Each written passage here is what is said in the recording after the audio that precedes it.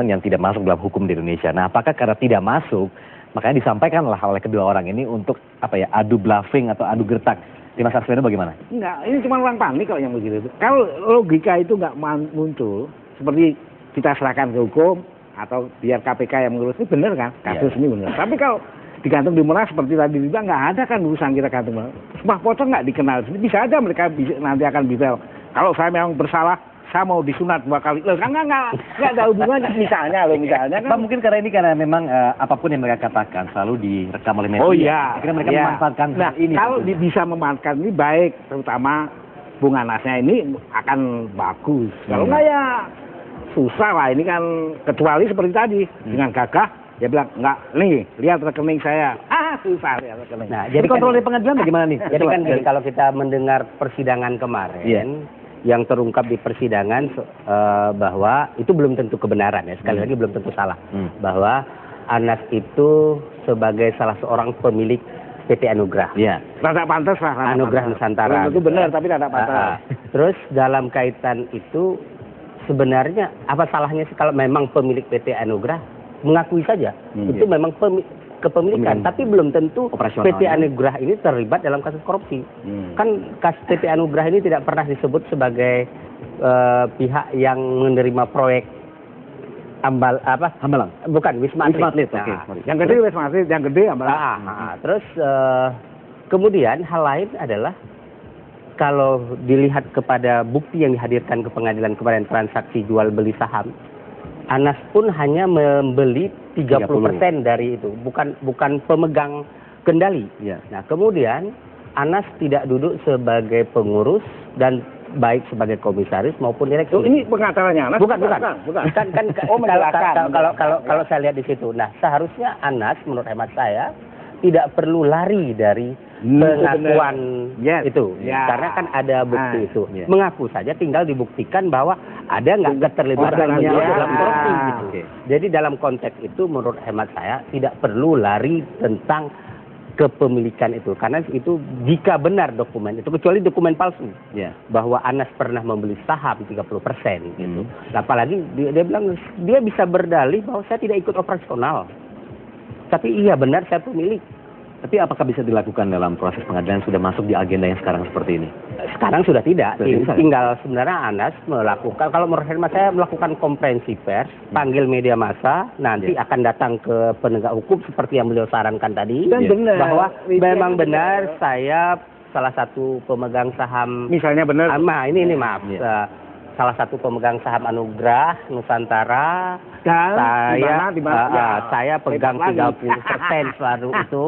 Tapi 30 perusahaan, 30%. Enggak, di Anugrah itu saya lihat Anugrah Nusantara. Bayangan saya 30 perusahaan lain juga. Saya nggak tahu karena itu grup berapa ada perusahaan-perusahaan lain. Nah, tinggal menyatakan siapa pengendalinya. Tuh. Dan siapa benar, apakah ini melakukan kesalahan atau tidak? Apakah seorang yang pemegang saham di Anugrah Nusantara itu otomatis salah? Tentu harus dilihat keterkaitan dengan Wisma Atlet, ada tidak? Jadi, kan kembali lagi dengan pencitraan dalam segi politis, apakah memang etis beliau untuk melakukan konferensi pers seperti itu dalam mengklarifikasi contohnya seperti itu? Ya, yang paling bagus seperti disampaikan. Kalau saya ini kan juga dia kan nggak bisa menafikan omongan-omongan di masyarakat ini. Acara-acara tiap hari kayak begitu, kecuali dia diem kayak kemarin itu bagus. Tapi kalau dia nanti keluarnya pas panik begini kan repot. Nggak apa-apa kalau dia memang bersih, nggak mau ngapain, mau disudut-sudutin kayak apa juga apa. Tahu Arswendo punya saham di mana?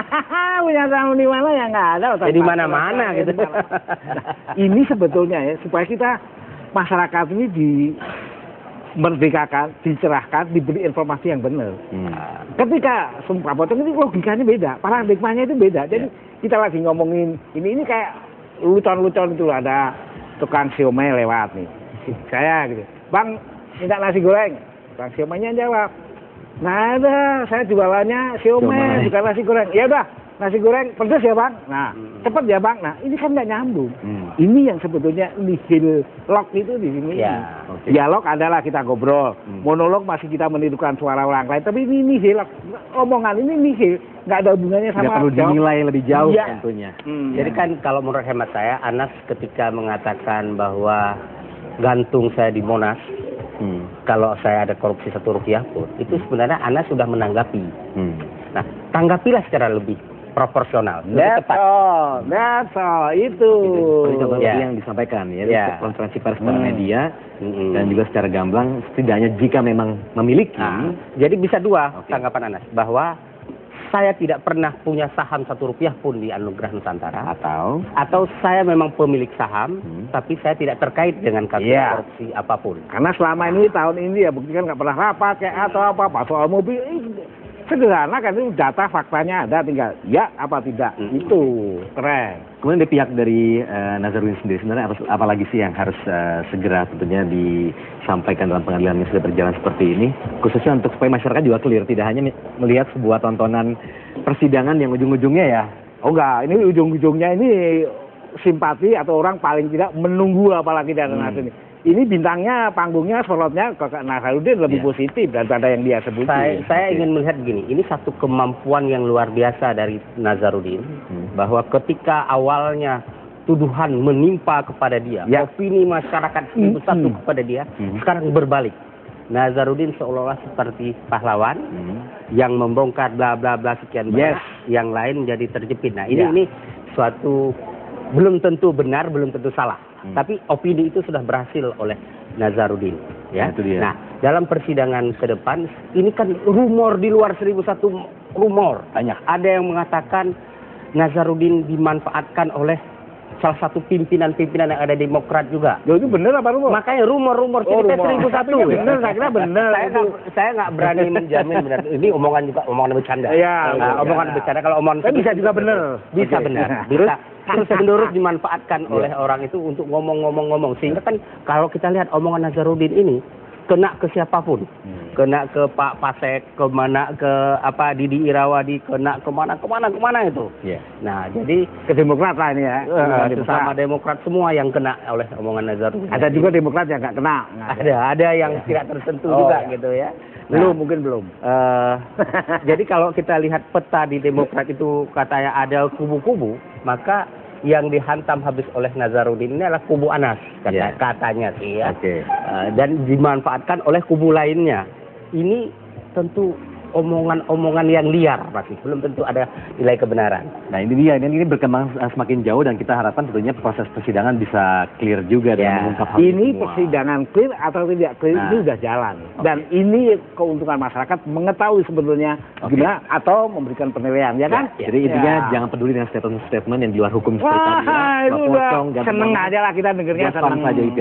Tapi kan begini, saya sekali lagi mengatakan kalau Pak Anas ini memang komit dengan bahwa saya hormati proses hukum, lakukan seperti tadi. Lakukanlah langkah-langkah yang tepat menurut hukum. Baik. Itu. Dan nggak usah ke Monas. Gantung di mana ada bisa. Boleh. Mas Pedro, terima kasih. Sudah. Ya, Anasnya belum datang. Terima kasih semuanya. Iya. Kita kembali lagi di Headline Show. Kita waktunya break dulu. Tetap bersama kami. Thank you. Terima kasih.